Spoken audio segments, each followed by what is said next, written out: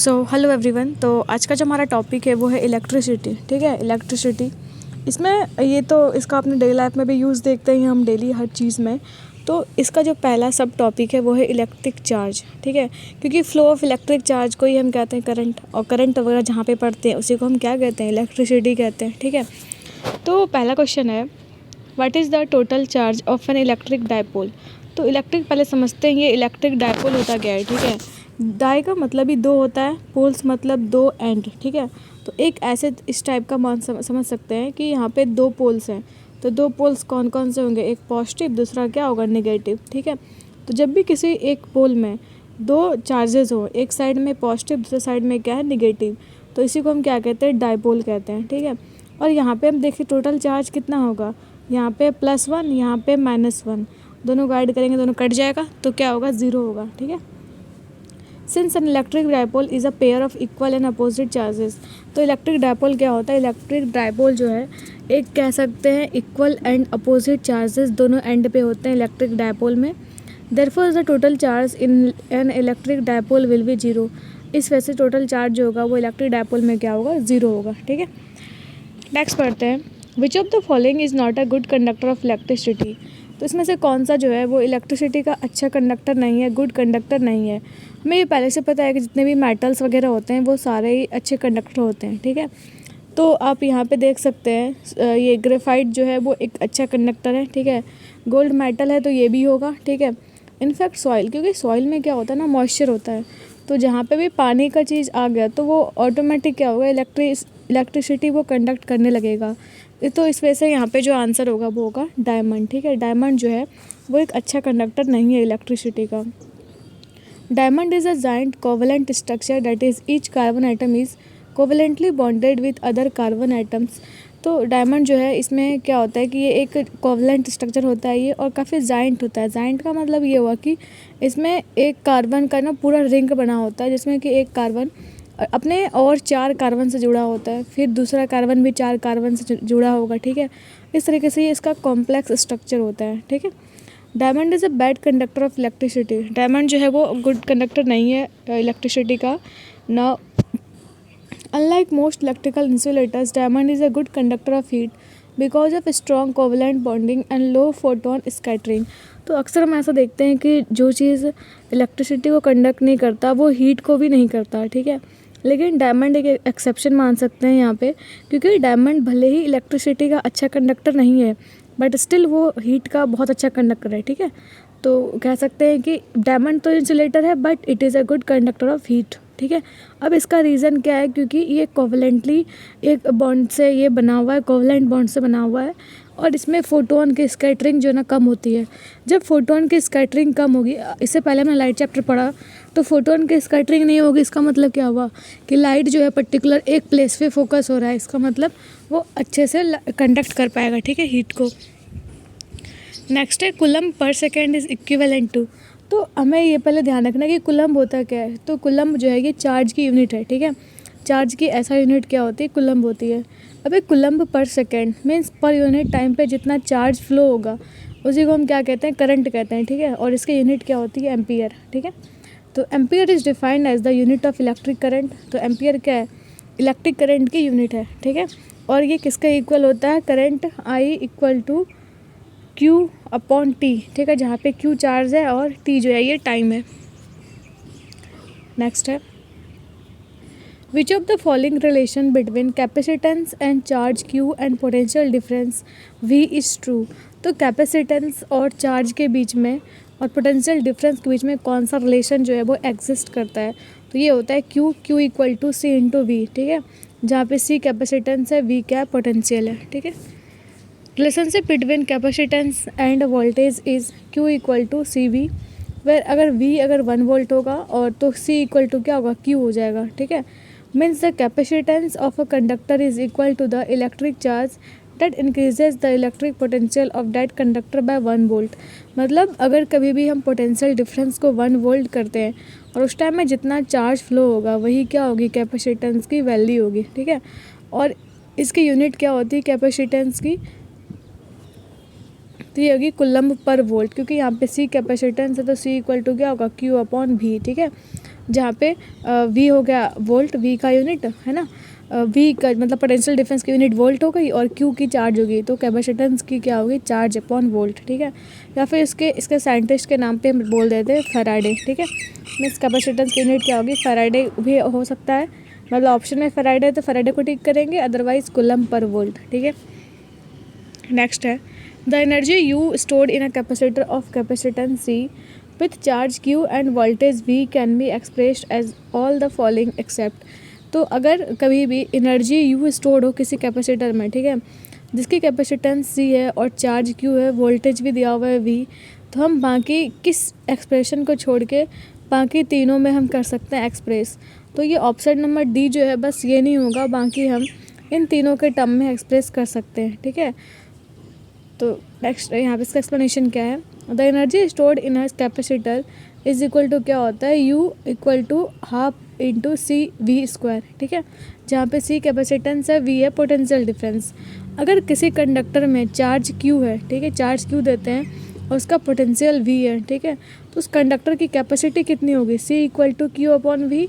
अगर हम इस सी की वैल्यू इस फॉर्मूला में पुट कर देते हैं U equal to half C V square में, तो यहाँ पे क्या होगा, सी हम उसको पुट कर रहे हैं ये इस इक्वेशन में, U equal to half Q into V आ जाएगा, ठीक है। और यू को फिर हम लिख सकते हैं ऐसे भी, क्योंकि वी इक्वल टू क्या होता है, क्यू अपॉन सी होता है, तो हम इसको इस तरीके से भी लिख सकते हैं, ठीक है। तो बस एक ही फॉर्मूला को अलग अलग एक्सप्रेशन में लिखने का बस तरीका है, ठीक है।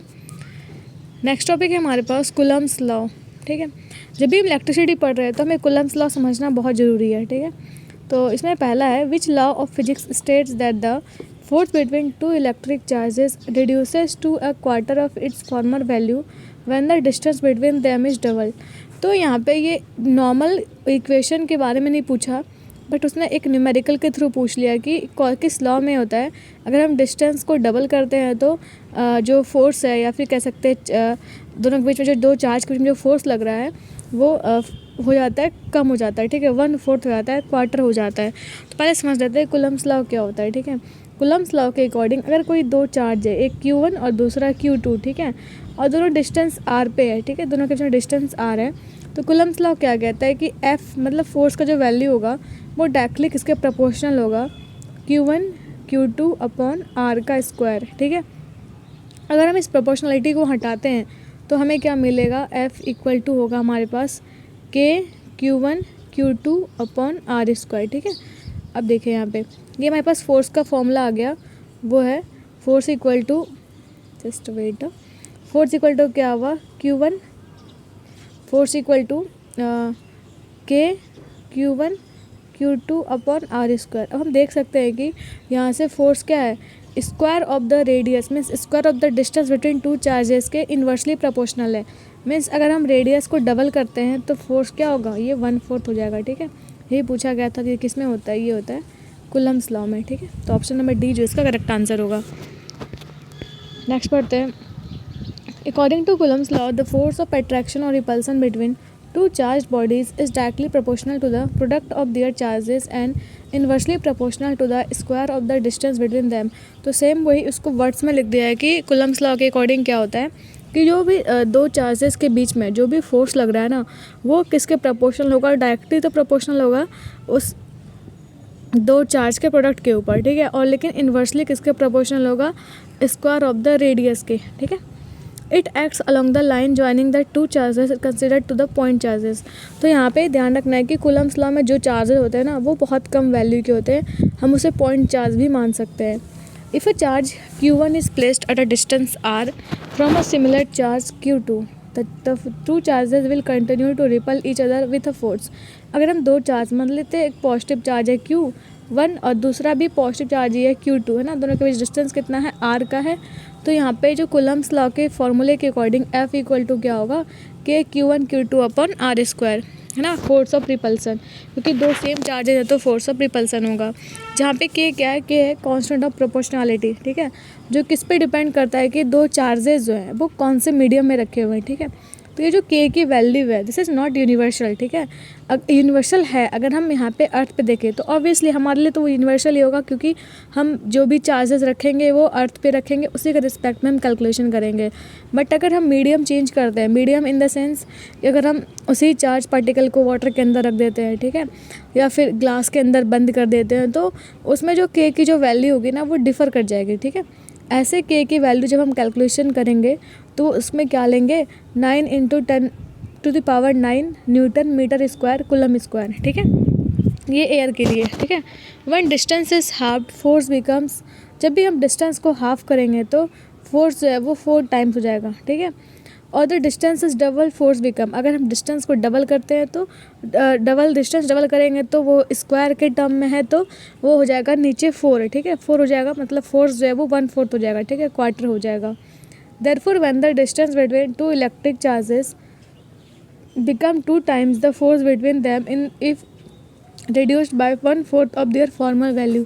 अगर कभी भी मतलब यही क्वेश्चन को ही यहाँ पे बोल दिया कि जब भी कोई दो चार्जेस हैं उसके बीच में जो अगर डिस्टेंस है वो डबल करते हैं तो उसका जो फोर्स है उस दोनों के बीच में वो 1/4 हो जाएगा, ठीक है। Which of the following laws reduces the expression of the force between two stationary point charges in vacuum और फ्री स्पेस। तो कौन सा लॉ है जो ये बताता है कि दो अगर स्टेशनरी पॉइंट चार्जेस हैं, ठीक है, वैक्यूम में या फिर फ्री स्पेस में, तो उसके बीच में फोर्स क्या होगा, ठीक है। तो ये बताता है कूलम्स लॉ, ठीक है। Coulomb's law is used to calculate electrostatic force between two stationary point charges in vacuum और फ्री स्पेस। तो कूलम्स लॉ जो इसका यूज़ कहाँ पे करते हैं हम, अगर दो चार्जेस रखे हुए हैं, ठीक है, वैक्यूम में या फिर फ्री स्पेस में, तो उस दोनों के बीच में जो फोर्स होगा वो कितना होगा उसको कैलकुलेट करने के लिए।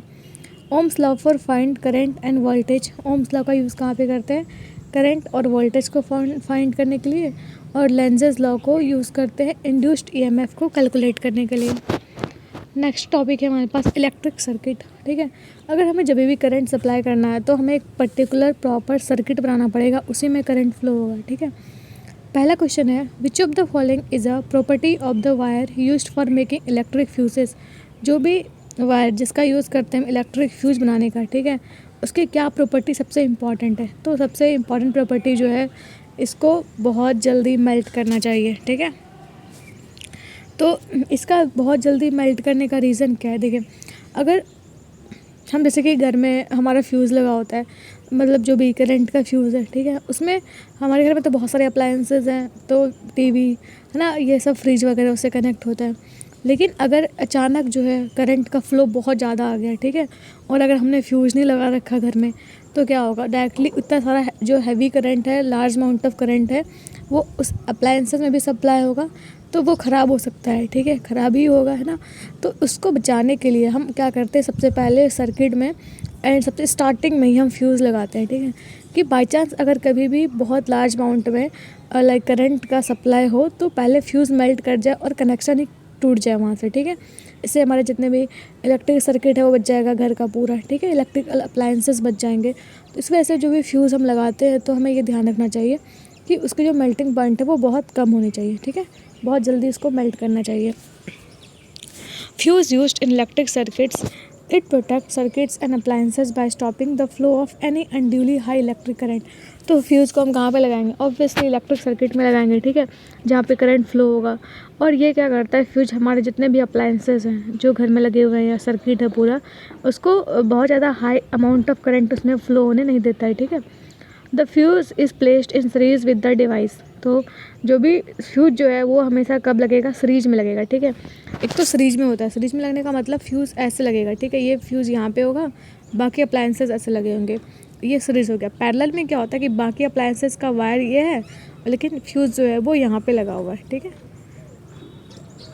ये हो गया पैरेलल, ठीक है, और ये क्या हो गया, सीरीज हो गया, ठीक है। The fuse is placed in series with the device. It consists of a piece of wire made up of metal or an alloy of appropriate melting point, for example aluminium, copper, iron, lead. तो ये किसका बना होता है, fuse होता है, ये बना होता है किसी पर्टिकुलर एक मेटल वायर का, ठीक है, लाइक जैसे कि हम कह सकते हैं एल्यूमिनियम, कॉपर, आयरन, लेड, ठीक है। If a current larger than the specified value flows through the circuit, the temperature of the fuse wire increases. अगर कभी भी large amount of current flow करेगा, ठीक है, उस वायर के थ्रू, तो क्या होगा, वो जो वायर है ऑटोमेटिकली मेल्ट कर जाएगा, ठीक है। This melts the fuse wire quickly and breaks the circuit. और जैसे वहाँ से फ्यूज़ हटेगा, फ्यूज़ मेल्ट होगा तो सर्किट खुद ब खुद ब्रेक हो जाएगा। The fuse wire is usually encased in a cartridge of porcelain or similar material with metal ends. तो मेनली जो है इसको किससे हम अटैच करते हैं, कार्ट्रेज से और सिमिलर या फिर सिमिलर मटेरियल से, ठीक है। The fuses used for the domestic purposes are rated as. जो भी फ्यूज़ हम डोमेस्टिक पर्पस में यूज़ करते हैं तो वो ऐसे होता है 1 एम्पियर, 2 एम्पियर, 3, 5, 10, ठीक है। जिस तरीके से यूज़ हैं, जिस तरीके से अप्लायंसेस लगे हुए हैं उस अकॉर्डिंग हम फ्यूज़ को लगाते हैं, ठीक है। नेक्स्ट क्वेश्चन है the rating for a fuse wire fuse used in a house hold electric circuit is provided on the basis of. तो जो फ्यूज़ हमें मार्केट में मिलते हैं, ठीक है, जो उसकी रेटिंग है वो किस बात पे डिपेंड करती है, मतलब कैसे पता करते हैं हमें कौन सा फ्यूज़ लगाना है। तो वो उसका जो क्लासिफिकेशन होता है वो करंट के बेसिस पे होता है, ठीक है। The rating for a fuse used in a house hold electric circuit is provided on the basis of current. तो करंट के बेसिस पे हम क्या करते हैं, उसको क्लासीफाई करते हैं फ्यूज़ को, ठीक है। Fuse wire is low melting point and high resistance wire. Fuse wire क्या है, जिसकी मेल्टिंग पॉइंट तो लो होती है लेकिन रेसिस्टेंस काफ़ी हाई होती है। The fuse is use to provide over current protection. तो अगर करंट कभी भी ज़्यादा सर्किट में फ्लो हो तो उससे प्रोटेक्ट करने के लिए हम फ्यूज़ का यूज़ करते हैं सर्किट में। The main component is a metal wire or strip that melts when too much current flows through it. तो यहाँ पे जो मेन कंपोनेंट है वही फ्यूज़ वायर है, ठीक है। तो जहाँ पे जो करंट बहुत हाई अमाउंट में फ़्लो होगा तो वो स्टॉप हो जाएगा, उससे करंट का इंटरप्शन हो जाएगा, ठीक है। It is a sacrificial device. Once the fuse has been operated the open circuit must be replaced और रिवाइर्ड। तो ये क्या है, एक सैक्रिफिशियल डिवाइस है, मीन्स अगर कभी भी फ्यूज़ ख़राब होता है, ठीक है, तो हमें वो फ्यूज़ को कंप्लीट बदलना होगा, चेंज करना होगा।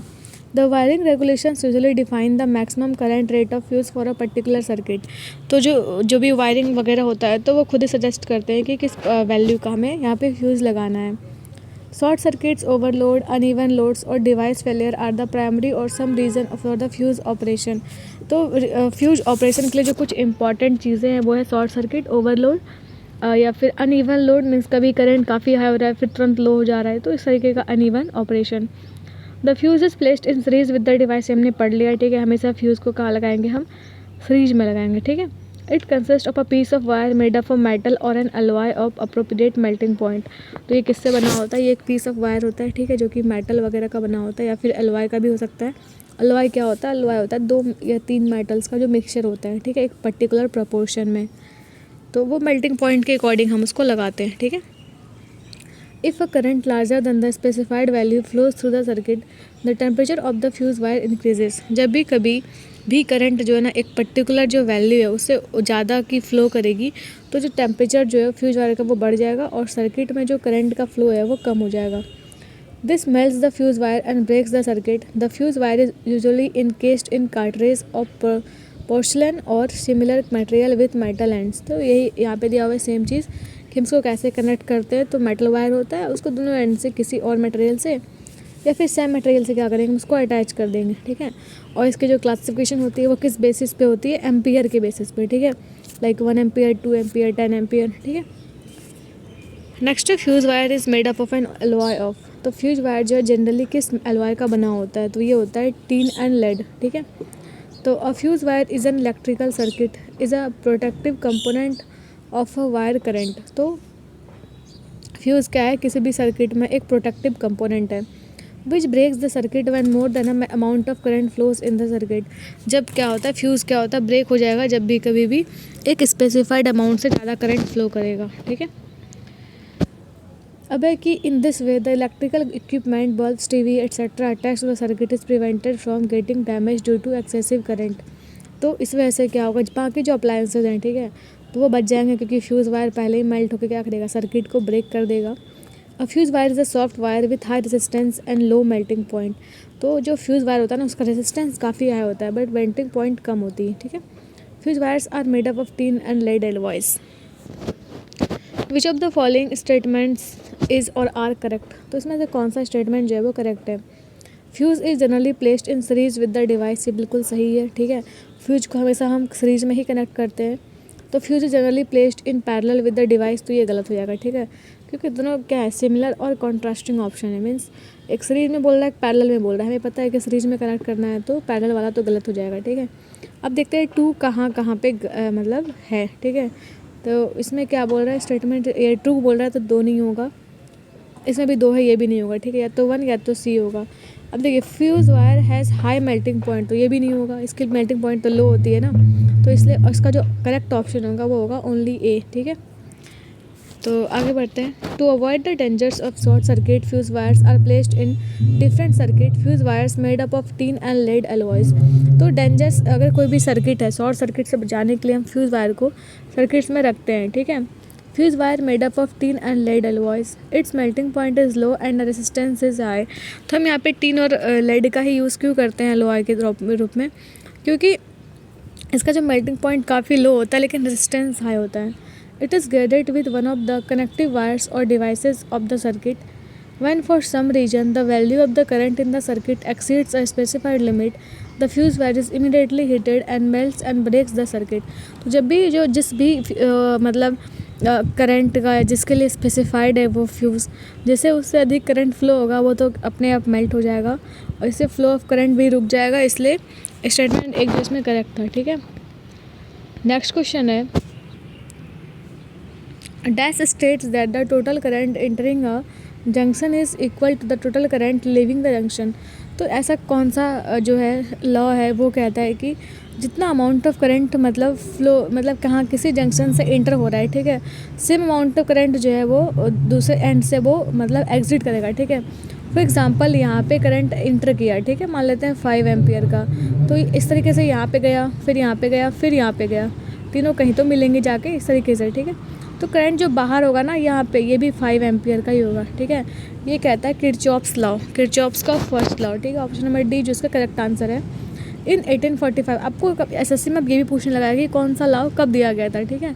तो जो किरचॉफ्स लॉ है इसको फॉर्मुलेट किया गया था 1845 में किरचॉफ्स द्वारा, ठीक है। उन्होंने दो लॉ दिया तो रिगार्डिंग वोल्टेज एंड करंट, ठीक है। तो पहला तो ये है कि according to first law the sum of total current entering a junction is equal to the sum of the total current leaving that junction. Means जितना अमाउंट ऑफ करंट एक एंड से एंटर करेगा सेम अमाउंट ऑफ करंट जो है वो दूसरे end से exit भी करेगा। Kirchhoff's first law is based on the law of charge protection. Kirchhoff's जो फर्स्ट लॉ है ये किसके ऊपर बेस्ड है, लॉ ऑफ चार्ज प्रोटेक्शन के ऊपर, ठीक है। नेक्स्ट है according to Kirchhoff second law the algebraic sum of all potentials of a loop is zero. जितना भी मतलब सेकेंड लॉ क्या कहता है, जितना भी पोटेंशियल होगा किसी एक लूप में क्या होगा उसका सम टोटल जीरो होगा। Kirchhoff second law is based on the law of conservation of energy. तो किरचॉफ का जो सेकेंड लॉ है किसके ऊपर बेस्ड है, ये है law of conservation of energy के ऊपर बेस्ड, ठीक है। नेक्स्ट क्वेश्चन है what precaution should be taken to avoid the overloading of domestic electric circuit. तो डोमेस्टिक इलेक्ट्रिक सर्किट्स में जो है ओवरलोडिंग को कम करने के लिए कौन कौन से हमें प्रिकॉशन लेना चाहिए। पहला तो fuse should be connected in the circuit, है ना, फ्यूज़ होना चाहिए पहले तो सर्किट में, ठीक है, वो भी सीरीज में connected. Too many appliances should not be connected in a single circuit. मतलब एक ही सर्किट में बहुत सारे हम अप्लायंसेज को कनेक्ट नहीं कर सकते, ठीक है, नहीं करना चाहिए। Faulty appliances should not be connected in the circuit. कोई भी जो है ख़राब अप्लायंसेस हमें कनेक्ट नहीं करना चाहिए सर्किट में, ठीक है। तो सारे ही जो ऑप्शंस हैं वो करेक्ट हैं। The following precautions should be taken to prevent overloading of household electric circuit. पहला तो है कि फ्यूज़ होना चाहिए कनेक्ट, ठीक है, बहुत सारे डिवाइस नहीं होना चाहिए सेम सर्किट में कनेक्ट, ठीक है। बैड डिवाइसेस का मतलब क्या होगा कि कोई भी ख़राब डिवाइस है तो वो कनेक्ट नहीं करना चाहिए सर्किट में। Electrical wires in electric circuit should be covered by insulating material of superior quality. मतलब जितने भी वायर्स लगे हुए हैं, ठीक है, सर्किट में वो प्रॉपर कवर्ड होना चाहिए, ठीक है, वो भी इंसुलेटिंग मटेरियल से, ठीक है। नेक्स्ट क्वेश्चन है electric wires are generally coated with. जितने भी इलेक्ट्रिकल वायर्स आते हैं ना मार्केट में वो किस चीज़ से कोटेड होते हैं, ठीक है, किसकी कोटिंग लगी होती है उस पर, तो उसमें होते हैं पॉलीविनाइल क्लोराइड, ठीक है, PVC। Electric wires are generally coated with polyvinyl chloride PVC। Electric wires are made up of materials like copper that conduct electricity well. तो जितने भी इलेक्ट्रिकल वायर्स हैं वो मेनली किससे बने होते हैं, कोई भी मेटल से बने होंगे, क्योंकि वहाँ पे हमें क्या कराना है, इलेक्ट्रिसिटी को कंडक्ट ही तो कराना है, ठीक है, तो वो अच्छे कंडक्टर से बने होते हैं। The electrical wires are made up of copper so this wires can not led bare inside the system. क्योंकि ये जो है वायर्स कॉपर के बने होते हैं, कॉपर से बने होते हैं, इस वजह से हम इसको ऐसे ही खुला नहीं छोड़ सकते हैं, ठीक है, इसलिए कोटिंग नेसेसरी है, ठीक है, इसलिए PVC की कोटिंग जो है वो हम पूरा करते हैं इसके ऊपर, ताकि जो है उसकी जो प्रोडक्टिवनेस है वायर्स की, इसके अलावा जो हमें प्रोटेक्टिव भी होना है ना इसके लिए, ठीक है। It additionally present safety to the person from getting an unconditional shock and it additionally points out the consumer which wire is for which when the wires are coloured for distinct purposes. पहले तो PVC का ये हो गया कि हम wire को भी सेफ्टी दे रहे हैं, मतलब वाइट को कवर करके उसकी जो है ड्यूरेबिलिटी बढ़ेगी ना, लाइफ स्पैन उसका बढ़ेगा। इसके अलावा हम अपने सेफ्टी के लिए भी पीवीसी लगाते हैं उस पर। तीसरा रीज़न ये होगा कि आपने देखा होगा कि जो वायर्स की जो कोटिंग होती है ना, वायर्स अलग अलग कलर के आते हैं, ग्रीन, ब्लैक, ठीक है, रेड भी आते हैं। तो इसका जो है ना रीज़न क्या है, ताकि हम पहचान सकें, ठीक है, कौन सा वायर कहाँ पे यूज़ करना है, ठीक है। और पीवीसी का यूज़ क्यों करते हैं, क्योंकि पीवीसी क्या एक इंसुलेटर है, ठीक है। To which of the following fields do science do Kirchhoff's rule belong. तो जो भी किरचॉफ्स रूल है ना, ये किसके लिए है, ठीक है, ये तो इलेक्ट्रिक सर्किट के लिए, तो ऑप्शन नंबर बी जो इसका करेक्ट आंसर होगा। आगे बढ़ते हैं, नेक्स्ट का एक्सप्लेनेशन देखते हैं। किरचॉफ्स लॉ कब दिया गया था, 1845 में, ठीक है। दिया किसने था, एक जर्मन फिजिसिस्ट जिसका नाम था गुस्ताव किरचॉफ, ठीक है। उन्होंने इस लॉ को दिया, वो भी 2 लॉ को, ठीक है, किरचॉफ्स फर्स्ट लॉ और किरचॉफ सेकेंड लॉ, जो कि डील करता है current, conservation of current and energy with in electrical circuit. These 2 laws are commonly known as Kirchhoff's voltage and current law, ठीक है। Kirchhoff's rules belong to electrical circuit। Kirchhoff's का जो rule है वो किससे बिलोंग करता है, इलेक्ट्रिक सर्किट से। An electric dash is the most important safety device used for protecting the circuits due to short circuiting or overloading of the circuit। तो क्या यूज़ करते हैं हम सेफ्टी के लिए, डिवाइस सेफ्टी के लिए और सर्किट को प्रोटेक्ट करने के लिए शॉर्ट सर्किट से और ओवरलोडिंग से, तो वो होता है फ्यूज़, ठीक है। फ्यूज़ वायर से लो मेल्टिंग पॉइंट हमने पढ़ लिया, ठीक है। इसकी रेजिस्टेंस भी हाई होती है और फ्यूज़ को हम इसलिए देते हैं ताकि जो ओवरलोडिंग है वो ना हो, ठीक है, उसे प्रोटेक्ट करने के लिए। और main component is a metal wire or strip that melts when too much current flows through it. तो जब भी इससे बहुत अधिक करंट फ्लो करता तो ये क्या होगा, यहाँ पे मेल्ट कर जाएगा, ठीक है। It is a sacrificial device. Once the fuse has been operated the open circuit must be replaced और rewired depending on the type. तो जैसे ही फ्यूज़ अगर मेल्ट होता है तो हमें क्या करना पड़ेगा, पूरा सर्किट को रिप्लेस करना होगा, ठीक है। The wiring regulations usually define the maximum current rate of fuse for particular circuit. तो जब भी वायरिंग वगैरह होता है तो वहाँ पे जो मैक्सिमम करंट जो आ सकता है उसके लिए वो फ्यूज़ मतलब स्पेसिफाई करते हैं। Short circuits, overload, uneven loads or device failure are the primary or some of the reasons for fuse operations, ठीक है। नेक्स्ट है, a dash is a passive 2 terminal electrical component that implements electrical resistance as a circuit element. तो dash एक क्या है, 2 terminal electrical component, ठीक है, तो वो है रेजिस्टर, ठीक है। रेजिस्टर भी एक तरीके से एक 2 टर्मिनल इलेक्ट्रिकल कंपोनेंट है जिसका ये हम यूज़ करते हैं, ठीक है, इलेक्ट्रिकल सर्किट में। अब पैसिव एलिमेंट है ये इलेक्ट्रिकल कंपोनेंट का, जो कि पावर जनरेट तो नहीं करता, ठीक है, लेकिन ये डिसिपेट्स करता है, स्टोर करता है और रिलीज़ करता है पावर। फॉर एग्जांपल रेजिस्टेंस हो गया, कैपेसिटर हो गया या फिर कॉइल्स हो गया, ठीक है। तो हमारा नेक्स्ट टॉपिक है वो है इलेक्ट्रिक करंट।